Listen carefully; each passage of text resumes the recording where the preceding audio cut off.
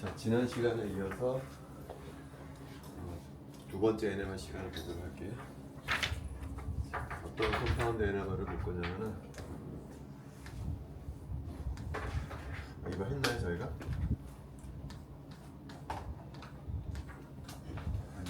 이거 안 했나요? 자, 요 분자 NMR 스펙트럼을 이제 분석을 해볼 건데 세 종류의 프로톤이 있죠?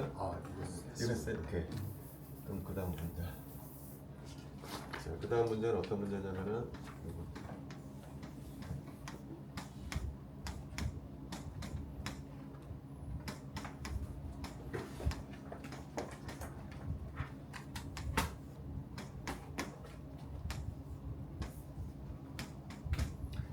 자, 얘 같은 경우도 세 가지 다른 환경에 놓여 있는 프로톤이 있죠. 여기 A 프로톤, 여기 B 프로톤. 이 B 프로톤은 세 개가 다 같은 상황에 놓여 있고, 그 다음에 C 프로톤. 그래서 스펙트럼이 세 부분에서 나올 거예요. 그래서 스펙트럼을 보면은 여러분들 책에 보면은 대략 6ppm에서 픽이 하나 나오고요. 그 다음에 한 1.8에서 또 픽이 이렇게 두 개가 나오고, 그 다음에 4.23ppm에서 굉장히 복잡하게 픽이 나와요. 여기서 이렇게 픽이 나오고요. 자, 얘가 어디서 나오는 픽이냐면 바로 C 프로톤에서 나오는 픽이에요. 그래서 얘가 왜 이렇게 복잡하게 나오는가를 보자는 거죠. 얘가. 자, 얘는 일단 여기 A 프로톤도 없었고 B 프로톤도 없었으면 픽이 한 군데에서만 나왔을 거예요. 그러나 여기 세 개 프로톤이 여기에 커플링이 되고 A 프로톤도 마찬가지로 C에 커플링이 되면서 매우 복잡하게 픽이 나온다는 거죠. 토탈이 몇 개가 나오냐면 픽이 8개가. 그래서 얘는 어떻게 해석을 하냐면은 여기 세 개의 프로톤이 얘랑 커플링이 되면서 몇 개로 갈라지냐면은 이 네 개로 갈라진다는 거예요. 왜 네 개로 갈라지냐면은 얘가 몇 가지 가능성이냐면 8가지 가능성이죠. 이게 업스핀, 다운스핀 두 가지니까 2의 3승 그래서 8가지 컨비네이션이 있는데 8가지 컨비네이션 중에 첫 번째는 셋 다 업인 상태가 있을 것이고요. 그 다음에 셋 다 다운인 상태가 있을 것이고, 그 다음에 두 개가 업이고 하나가 다운인 상태가 있을 것이며, 그 다음에 하나가 업이고 두 개가 다운인 상태가 있을 거예요. 자, 두 개가 업이고 하나가 다운인 상태는 두 가지가 더 있겠죠. 업, 다운, 업, 업, 다운, 업, 업. 그래서 이렇게 세 가지 경우가 있었어요. 여기도 해보면은 세 가지가 나올 거예요. 한 가지, 그래서 픽이 1대, 3대, 3대 1로 나올 거라는 거죠. 요 세 개의 프로톤에 의해서 요 픽이 1대, 3대, 3대 1로 갈라질 거다라는 거죠. 그 다음에 거기 또 얘가 또 붙어요. 얘 때문에 또 커플링이 될 거라는 거. 그래서 각각의 픽이 다시 더블렛으로 또 갈라지게 된다는 거예요. 또 갈라지고. 그래서 요놈과 요놈 사이의 간격은 무엇에서 결정이 되느냐? B하고 C 사이의 커플링에 의해서 결정이 되고요. 요 작은 간격 있잖아요. 요 작은 간격은 무엇에 의해서 결정이 되냐? A 프로톤과 C 프로톤이 얼마나 강하게 상호작용하고 있느냐에 의해서 결정이 된다. 그래서 픽이 토탈이 몇 개가 나오느냐? 8개가 나오더라라는 거. 자, 근데 만약에 얘가 여기 미치는 영향을 우리가 JAC로 표현을 하고요. 얘가 여기에 영향을 미치는 것은 우리가 JBC로 표현을 하는데, 만약에 JAC하고 JBC가 같았다고 그러면 어떻게 될까요? 같았다라고 그러면은 먼저 요게 JBC가 되잖아요. 근데 JAC에서 이렇게 갈라진다는 거예요. 이렇게. 요게 JAC인데 얘하고 얘가 같게 되면 요 놈이 어떻게 되죠? 요 놈이 겹쳐지게 돼요. 같은 위치에서 나오거든요. 그럼 픽이 몇 개가 나오냐면 5개가 나온다. 얘가 여기 미치는 영향, 얘가 여기 미치는 영향이 같았었다 그러면은 5개. 근데 실제 측정을 해보니까 5개가 아니고 8개가 나오거든요. 왜 그러느냐? 얘가 여기에 영향을 미치는 거하고 얘가 여기에 영향을 미치는 것이 다르기 때문에 5개가 나온다. 그래서 여러분들 책에 보면은요, n 플러스 룰이라는 용어가 나와요. 이것은 무슨 얘기냐면 이게 n이 프로톤의 숫자거든요. 프로톤이 이 n이 동등한 프로톤의 숫자예요.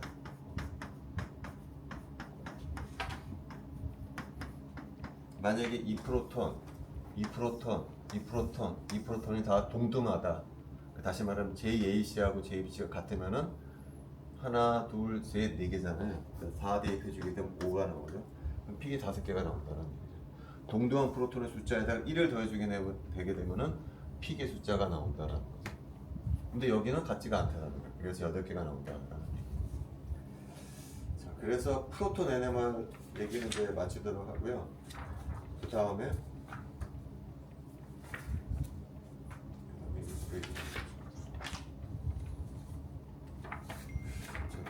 그래서 NMR 가지고서 뭘 할 수 있는 걸 보면요.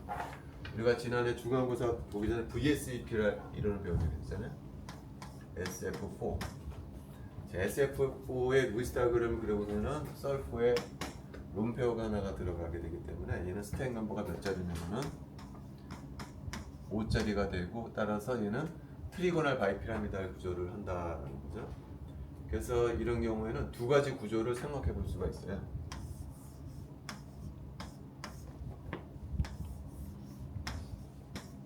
첫 번째 구조는 롬페어가 엑시얼 포지션에 위치하는 경우를 생각해 볼 수가 있고, 두 번째 구조는 이퀴토리얼 포지션에 있다를 생각해 볼 수가 있어요. 두 가지 구조를 생각해 볼 수 있는데, 얘는 어떤 구조라고 그랬었죠? 이퀴토리얼 포지션에 있는 것으로 알려져 있다라고 우리가 배웠잖아요. 근데 이 구조를 실험적으로 어떻게 알았냐는 거예요. 실험적으로 NMR 스펙트럼 찍어서 알았어요. 플로린 NMR 스펙트럼을 찍으면은 이 구조인지를 알 수가 있어요. 만약에 이 구조였다라고 하게 되면 플로린에서 나오는 시그널을 찍으면 픽이 어떻게 나올까요? 일단 두 가지 종류의 플로린이 있죠, 그죠? 엑시얼 포지션에 있는 플로린이 있고, 이퀴토리얼 포지션에 있는 플로린이 있죠. 두 그룹에서 나올 거예요. 두 그룹에서. 그리고 이퀴토리얼 포지션에 있는 플로린은 엑시얼 포지션에 있는 플로린에서 픽이 몇 개로 갈라지겠어요? 3개로 갈라질 거라는 거죠. 3개로 갈라지게 나옵니다. 마찬가지로 엑시얼 포지션에 있는 플로린도 이퀴토리얼 포지션에 있는 플로린에서 픽이 몇 개로 갈라질 거냐면 얘도 3개로 갈라질 거라는 거죠. 그래서 이런 구조를 하고 있었다 라고 했을 때 플로린 NMR을 찍게 되면 트리플렛이 2개가 나올 거라는 거예요. 실제로 여러분들 프린트물에 나왔지만 플로린 NMR 찍으면 트리플렛이 2개가 나오는 것으로 찍힌다는 거죠. 만약에 이 구조가 아니고 이 구조였다라고 하면 어떻게 나왔을까요? NMR을 찍었을 때 이 구조였다라고 하게 되면은 이게 이퀴토리얼, 엑시얼이죠.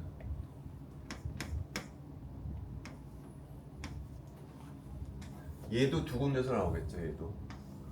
얘도 두 군데서 나올 텐데, 엑시얼 포지션에 있는 것은 픽이 몇 개로 갈라질까요?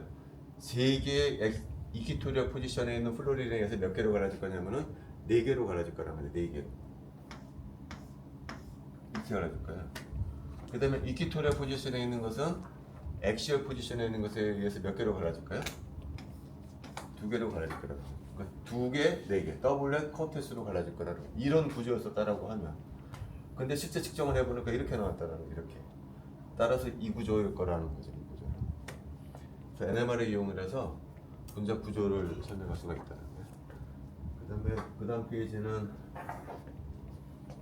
CLF3도 우리가 배웠었죠. VSEP를 해서 얘는 롬페어가 몇 개냐면은 얘도 2개예요. 얘는 2개예요. 그래서 얘도 스택 넘버가 5예요. 얘도. 그래서 얘도 트리고널 바이피라미달 구조를 하고, 이 경우에는 롬페어가 2개이기 때문에 몇 가지 구조를 생각해 줄 수가 있냐면은 3가지 구조를 생각할 수가 있죠. 첫 번째 구조는 롬페어가 둘 다 엑시얼 포지션에 있는 경우. 두 번째 구조는 롬페어가 둘 다 이퀴토리얼 포지션에 있는 경우. 세 번째 구조는 롬페어가 하나는 엑시얼, 하나는 이퀴토리얼 포지션에 있는 경우 세 가지를 생각해 볼 수가 있겠죠. 그리고 우리가 배우기로는 어떤 구조라고 그러나요? 이 구조라고 우리가 배웠단 말이죠. 자, 만약에 이 구조였다라고 하고 마찬가지로 플로린 NMR을 찍게 되면 픽이 어떻게 나올까요? 자, 얘는 액시얼 포지션에 플로린이 두 개가 있고요. 이퀴토리얼 포지션에는 하나가 있죠, 그죠? 따라서 이퀴토리얼 액시얼 포지션에 있는 것은 픽이 몇 개로 갈라질까요? 두 놈은 요 놈 한 놈에 의해서 픽이 두 개로 갈라질 거라는 거죠. 그래서 픽이 두 개로 나온다는 거죠. 액시얼 포지션에 있는 거죠. 반면에 이퀴토리얼 포지션에 나오는 시그널이 몇 개로 갈라질까요? 두 개의 액시얼 포지션에 있는 것에 의해서 몇 개로 갈라질 거냐면은 세 개로 갈라질 거라고. 더블렛, 트리플렛으로 나온다는 거예요. 실제 찍어 보면은 더블렛, 트리플렛으로 나온다. 그래서 이런 방법으로 NMR 스펙트럼이 굉장히 중요한 역할을 하더라라는 얘기예요. 자, 그 다음에 지금 이거 플로린 NMR이죠. 플로린만 찍을 수 있는 것이 아니에요. 카본도 찍어요. 카본 13 NMR은 유기화학하는 사람들은 꽤 많이 찍는 것 중에 하나예요. 제일 많이 찍는 게 프로톤 NMR을 가장 많이 찍고요. 그 다음에 많이 찍는 게 카본 13 NMR이에요. 근데 왜 카본 12가 아니고 카본 13이냐? 카본 12는 NMR에서 찍히지가 않아. 왜 그러냐면 얘는 I가 제로, 스핀이 없어. 얘는 왜 스핀이 없냐면요, 12번 탄소를 보면은요, 핵이라고 그러면은 얘는 프로톤이 6개 들어있고 뉴트론도 6개 들어있는 것으로 알려져 있거든요. 그리고 얘도 스핀 쿼터 넘버가 2분의 1이기 때문에 업스핀, 다운스핀 둘 중에 하나예요. 근데 뉴트론도 마찬가지예요. 뉴트론도 업스핀, 다운스핀 둘 중에 하나예요. 그래서 12개의 입자가 있는데 그라운드 스테이트는 어떠냐면은 업이 6개예요. 업이 6개, 다운이 6개예요. 그게 그라운드 스테이트예요. 그러니까 각각은 스핀을 갖고 있는데 12개가 이렇게 구성이 돼서 6개가 업, 6개가 다운이에요. 그러니까 스핀이 어떻게 될까요? 이그젝트리 캔슬이 돼버려요. 그래서 전체적으로는 0이 돼. 전체적으로는 I가 0이 되기 때문에 얘는 자기 모멘트를 갖고 있지를 않아. 그래서 자기장에 반응을 하질 않아. 그래서 얘는 NMR에서 찍히지가 않아. 그래서 우리는 카본 13을 찍을 수밖에 없다. 자, 그래서 예로는 에탄올을 찍었을 때 NMR 스펙트럼이 어떻게 나오는지 한번 보도록 할게요.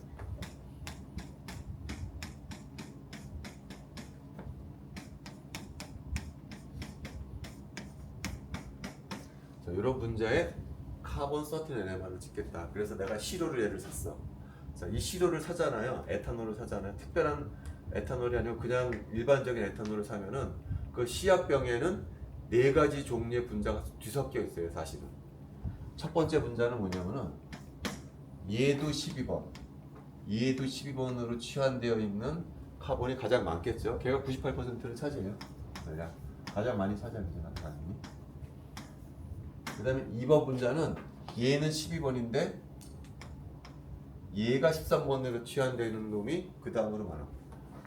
대략 1%. 얘는 NMR 시그널 나오겠죠. 13번이 있기 때문에. 그 다음에 세 번째는 어떤 거냐? 여기가 13번이고 여기가 12번인 분자도 있겠죠. 걔도 대충 한 1% 정도 차지해요. 그 다음에 네 번째는 둘 다 13번으로 치환되는 것도 있어요.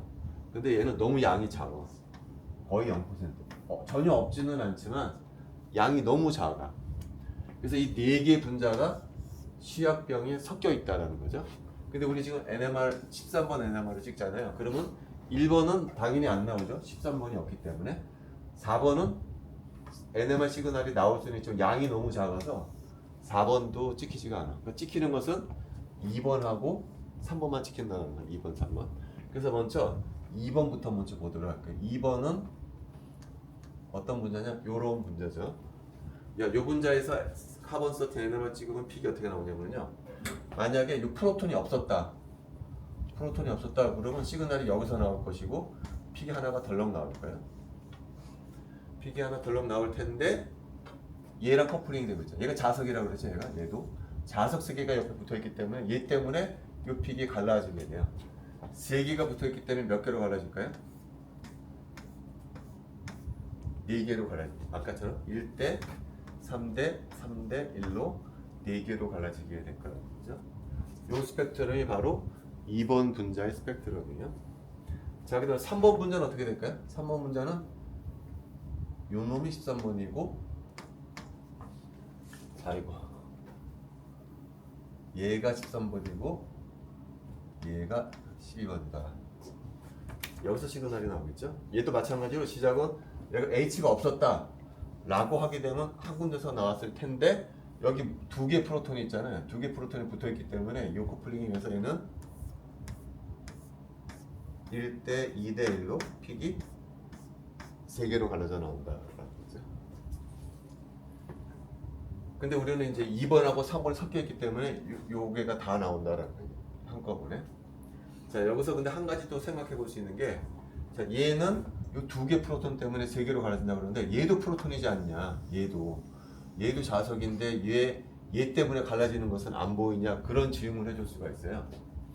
자, 얘는 온도에 따라 달라져. 상온에서 측정하면은 안 보이는데 저온에서 측정하면 보였다 안 보였다 한다는 거야. 왜 그러냐면은 요 결합이 되게 약한 결합이에요. 이게 수용에서 되게 약한 결합. 그래서 무슨 일이 벌어지냐면은 예를 들어서 얘가 처음 붙었을 땐 얘가 업스핀이었다라고 해봅시다.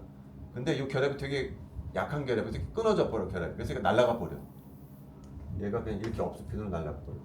그런 다음에 계속 이 상태가 있는 것이 아니고 다른 프로톤이 와서 붙어요. 원래 있던 프로톤은 날아가 버리고 다른 프로톤이 붙어. 근데 다른 프로톤의 스핀은 다운 스핀일 수가 있다는 거죠. 스핀이 얘랑은 다른 놈이 붙어 있어. 근데 얘도 계속 붙어 있지를 않아. 떨어져 나가. 이게 날아가 버려 또. 이렇게 날아가 버리고 다른 프로톤이 또 붙어. 근데 그 프로톤은 다시 업일 수가 있어요.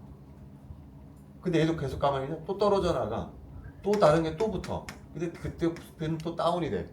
그러니까 결과적으로 이 옥시전이나 카본 입장에서는 여기 붙어 있는 프로톤이 업이었다가 다운이었다가 업이었다가 엄청나게 빠르게 업다운 이렇게 빨리 바뀐단 말이죠. 그러니까 얘는 평균적인 것밖에 보지를 못해.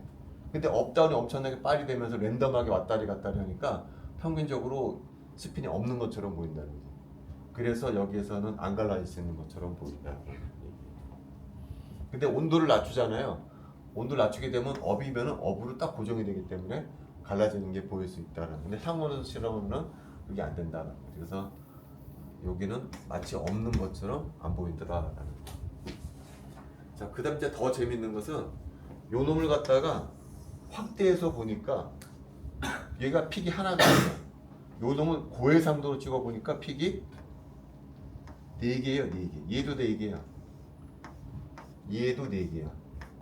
각각의 픽이 쿼텟으로 다 갈라져 있다는 얘기죠. 얘 각각의 픽이 왜 갈라졌을까요? 요 프로톤이 처음에 얘 놈은 요 프로톤에 의해서 갈라지고 다시 요 놈에 의해서 또 갈라질 수가 있어요. 본드 하나, 본드 두 번째 갈라지는 여기 멀리 떨어지는 프로톤에 의해서 또 갈라질 수가 있다는 거죠. 그죠? 그러니까 건너편에 있는 프로톤에 의해서 픽이 미세하게 갈라지는 것까지 스펙트럼에 보이더라 하는 얘기죠. 그러니까 이 스펙트럼에서 볼 수 있다시피 NMR 스펙트럼은 분자 구조에 대해서 굉장히 디테일한 정보를 줄 수가 있기 때문에 사람들이 많이 사용한다라는 얘기예요. 자, 그 다음에 제가 NMR 스펙트럼 처음 얘기할 때 무슨 얘기를 했냐면은 저 프로톤이 있고 전자가 이게 돌아다닌다고 그랬어요. 바깥에서 내가 이제 B0라는 이제 자기장을 쏘아주는데 만약에 얘가 2.34 테슬라였다라고 가정을 한번 해볼게요.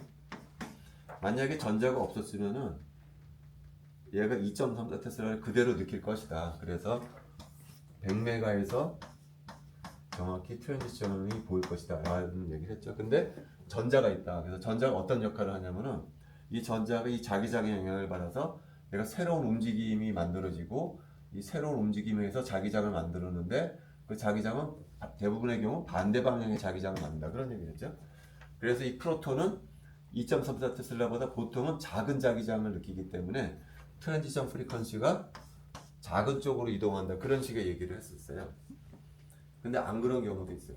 안 그런 경우라고 하는 것은 뭐냐면은 이 전자가 만들어내는 자기장이 바깥에서 걸어준 자기장의 반대 방향이 아니고 오히려 같은 방향의 자기장을 만들어낼 때가 있어요.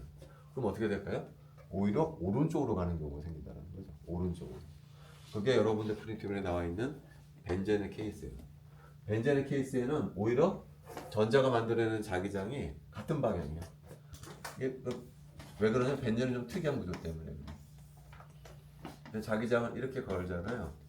그럼 벤젠에 어떤 일이 벌어지냐면 링 커런트라는 게 흘러요. 이렇게 링 주위로 전자가 흘러.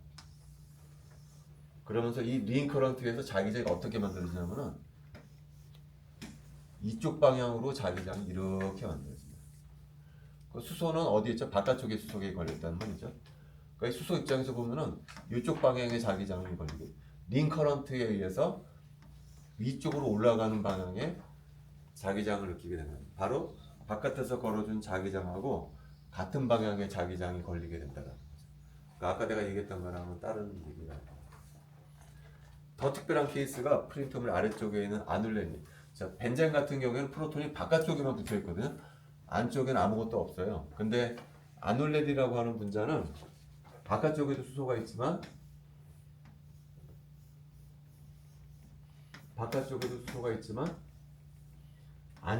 수소가 있어요. 아눌레.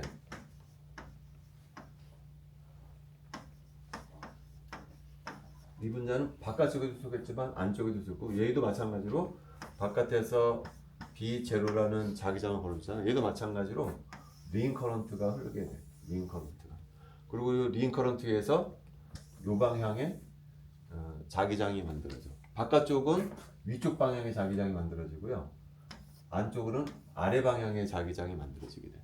따라서 이 수소가 바깥쪽에 있느냐, 안쪽에 있느냐에 따라서 환경이 전혀 달라지는 거예요. 바깥쪽에는 위쪽 방향의 자기장을 느끼게 되고요. 안쪽에 있는 프로톤은 아래 방향의 자기장을 느끼게 돼요. 전혀 다른 환경에 놓이게 된다는 거죠.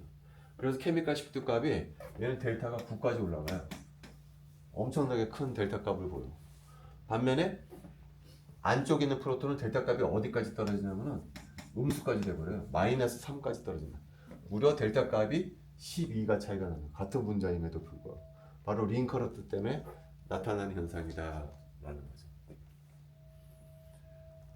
자, 그 다음에 방금 전에 저희가 카본 13 NMR에 대해서 얘기했잖아요. 이 카본 13 NMR이 역사적으로 굉장히 중요한 분자를 구조를 확증하는 데 쓰였어요. 바로 뭐냐면은 카본 60 나노화학의 시효라고 볼 수 있는 이 분자의 구조를 밝혀내는데 카본 13 NMR이 굉장히 중요한 역할을 했어요. 자, 카본 60가 존재한다. 카본 60라고 하는 분자가 이게 존재한다 라는 것은 뭐 가지고 알았냐면은 질량 분석 스펙트럼을 알았어요.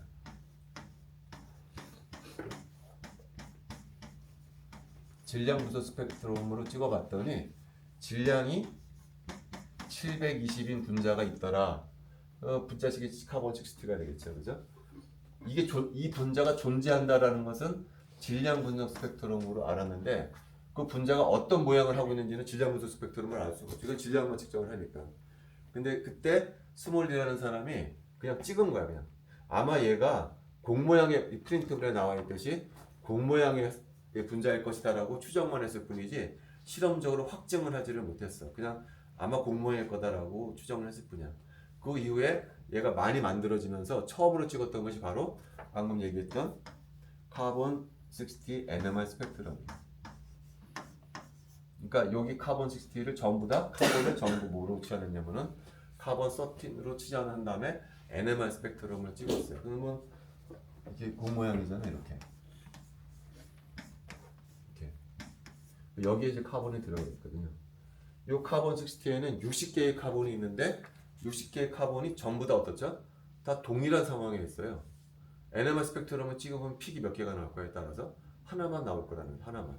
자, NMR 스펙트럼을 찍으니까 픽이 하나만 딱 나옵니다. 하나만. 정확히 하나만. 그러니까 이 분자는 60개나 되는 카본이 있는데 그 60개의 카본이 전부 다 동일한 환경에 있다라는 거죠. 그 구조로 생각할 수 있는 것은 곡모양밖에 없다라는 거죠. 그래서 카본 60의 구조는 카본 13 NMR 가지고서 확증을 하게 됐다라는 거예요. 다른 분광학은 이거 흉내내기도 힘든 거라는 거죠. 자, 그 다음에 NMR에서 자주 사용되는 용어가 있어요. 용어.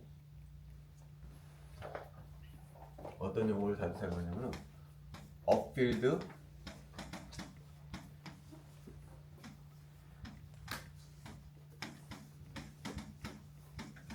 다운필드라는 용어를 아주 자주 사용을 해요. 자, 요 용어는 이제 약간 역사적인 얘기였는데 내가 지금 NMR 원리를 어떻게 설명을 했냐면은 자, 프로톤이 있고 전자가 돌아다닌다.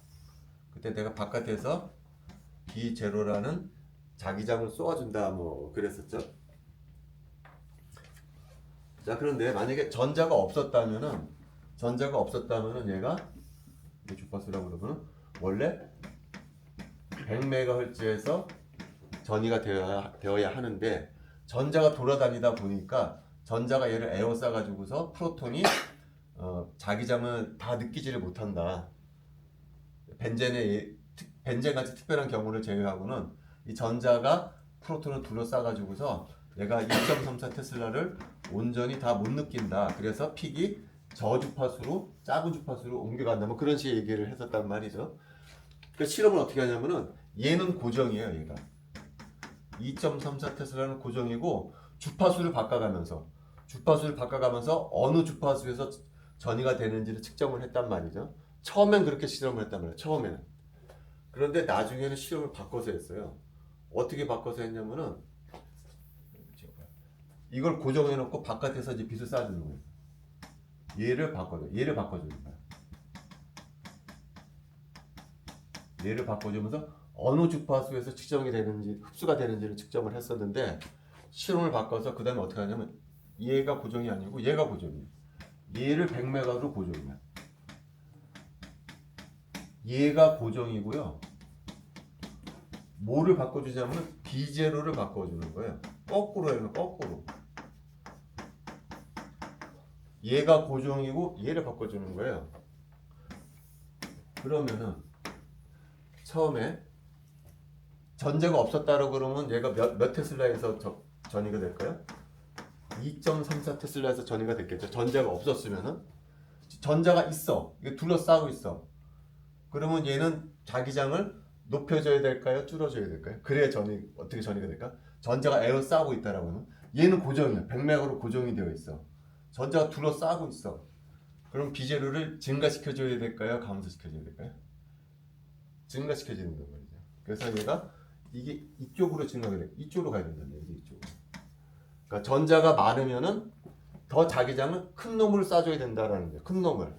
이걸 바로 업필드라고 부르는 거예요.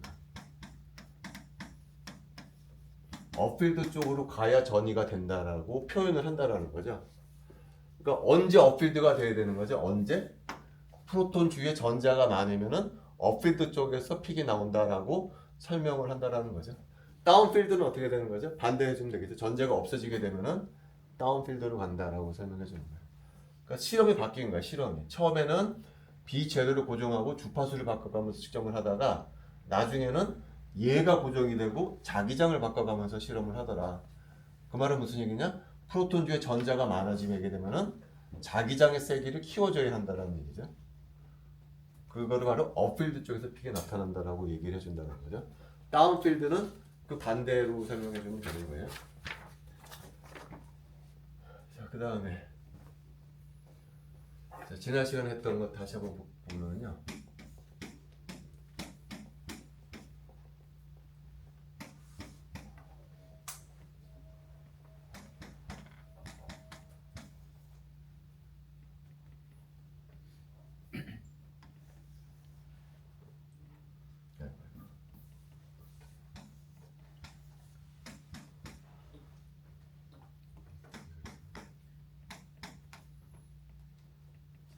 이거였었대요.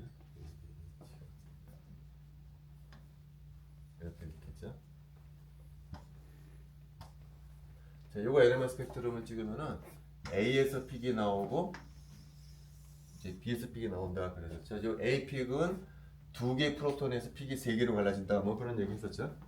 그래서 이게 주파수예요. 그 다음에 B 프로톤은 A 프로톤에서 픽이 몇 개로 갈라지냐면은 두 개로 갈라진다 그랬었죠.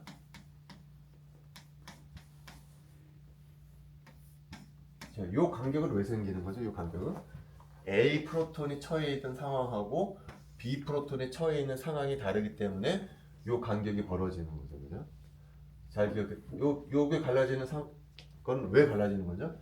B 프로톤이 처해 있는 상황, A 프로톤이 처해 있는 상황이 다르기 때문에 이게 갈라지는 거예요. 그다음에 요거는 왜 갈라지는 거죠? 요거는 여기 프로톤에다가 내가 자기장을 쏴주게 되면은 이 B 프로톤이 바깥에서 쏴준 자기장 플러스 뭘 느끼는 거죠? A 프로톤이 만들어낸 자기장을 추가로 느끼게 되는 거죠. 얘가 만들어낸 자기장이 추가로 느껴지기 때문에 요게 이렇게 갈라지는 거죠. 요거랑 같아야 된다는 거죠. 왜 그러냐면 여기도 갈라지게 왜 갈라지는 거죠? 얘가 B 프로톤이 여기에 만들어낸 자기장의 세기에 의해서 여기가 갈라진다. 그래서 여기하고 여기는 같다 그런 얘기를 했었죠, 그죠? 자, 여기서 처음에는 이 실험을 어떻게 했냐면은 B0를 2.34 테슬라로 이게 주파수거든요. 측정을 했어요. 그런데 지금 내가 이거 확실히 떨어뜨리게 그러는데 이 간격이 너무 작아. 이게 확실히 좀 벌어졌으면 좋겠는데 좀 붙어 있어. 그래서 이걸 확실히 벌어뜨리기 위해서 얘를 몇으로 바꿨냐면은 B0를 2배 키웠어. 4.68 테슬라로 2배 바꾸면 스펙트럼이 어떻게 될까요? 요 트랜지션 프리퀀시가 2배 뛰어야 될까요? 예를 들어서 이렇잖아요. 2.34 테슬라에서는 100메가에서 전이가 되던 것이 4.68에서는 얼마가 되나요? 200메가에서 전이가 되잖아요. 2배 뛰잖아요. 자석을 2배 키워주면 어떻게 되죠? 트랜지션 프리퀀시가 2배 증가하잖아요. 그러니까 마찬가지죠.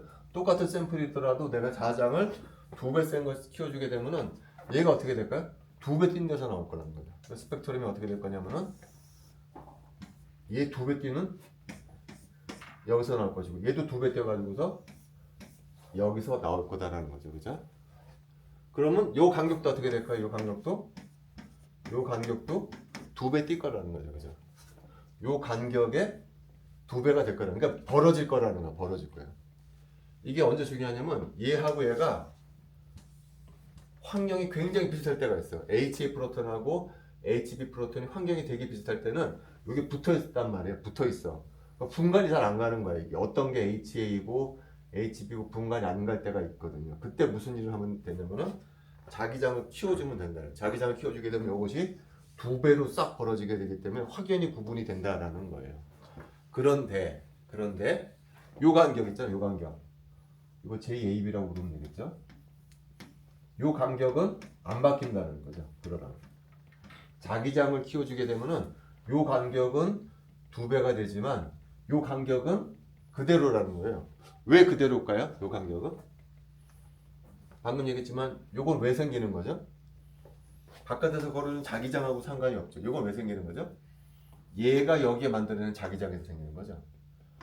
저게 벌어지는 이유는 요 A 프로톤이 B 프로톤에 만들어낸 자기장의 세기에 의해서 이게 갈라지는 거예요. 얘는 바깥에서 벌어진 자기장하고 아무런 상관이 없죠. 얘가 만들어낸 자기장에서 벌어지는 것이기 때문에 얘는 그대로라는 거지. 얘는 바뀌지가 않는다. 자, 그다음에 하나만 더 하고 이제 마치려고 하는데요. 자, NMR은 업접션이거든요. 업접션. 그러니까 여기 그라운드 스테이트가 익사이티드 스테이트가 있고 여기 빛을 쏴줘요. 그래서 여기다 디텍터를 갖다 놓게 되면은 싹 쏴주게 되면 이게 흡수가 되면서 여기 얼마나 흡수가 되는 걸 보는 거거든요.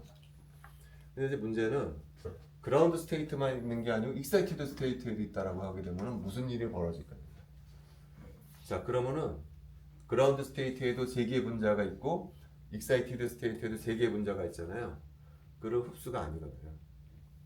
왜 흡수가 안 일어나냐면은 일단 그라운드 스테이트에 있는 놈은 이 빛이 지나가면서 흡수가 돼. 그래서 빛 흡수하면서 위로 올라가는데 위쪽에 있던 놈은 또 무슨 일이 벌어지냐면은 요 놈의 자극을 받아서 아래로 떨어져. 에미션이 된다는 거예요. 에미션. 밑에 있던 놈은 여기에 자극을 받아서 흡수가 되지만 위에 있던 놈은 반대로 아래로 떨어지면서 에미션이 되는 거예요. 흡수가 되면서 동시에 에미션이 되는데 숫자가 똑같잖아요.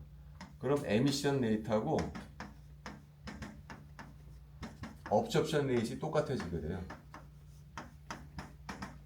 그러니까 여기는 인텐서티의 변화가 안 생긴다는 거예요.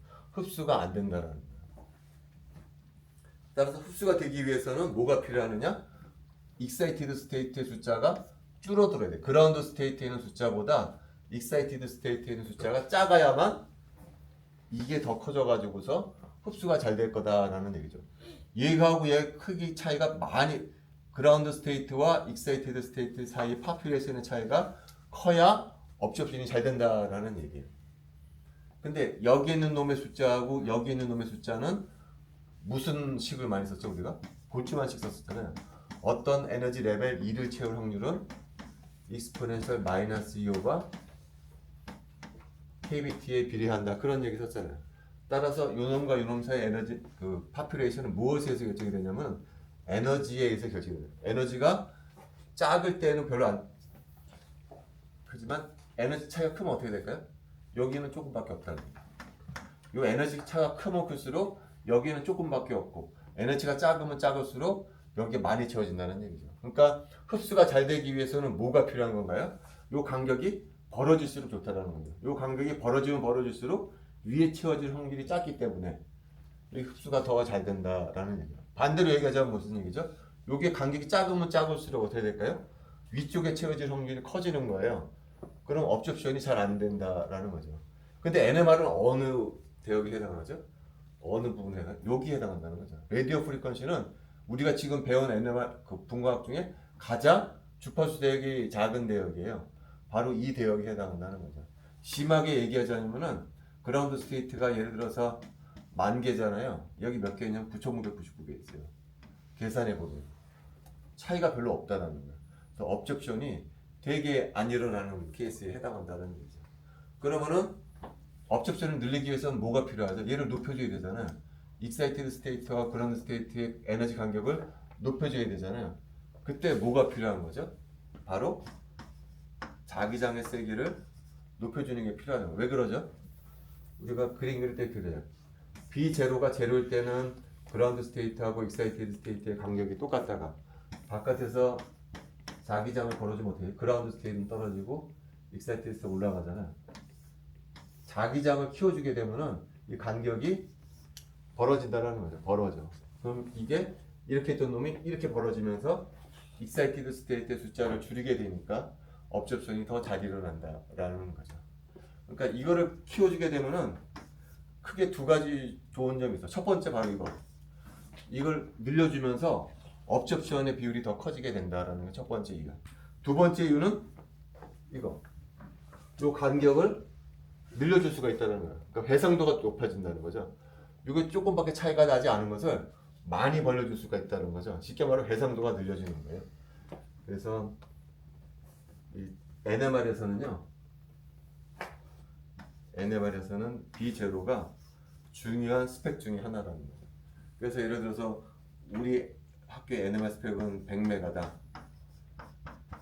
근데 어떤 대학에 가니까 1기가다 막 그러잖아요. 그럼 10배 차이가 나요. 10배. 요 간격이 10배가 차이 난다는 거죠. 그러니까 NMR 스펙 중에 중요한 것이 바로 자기장의 세기다. 자, 그래서 이제 NMR을 맞추려고 합니다. 혹시 질문하고 싶은 거 있어요? 말씀.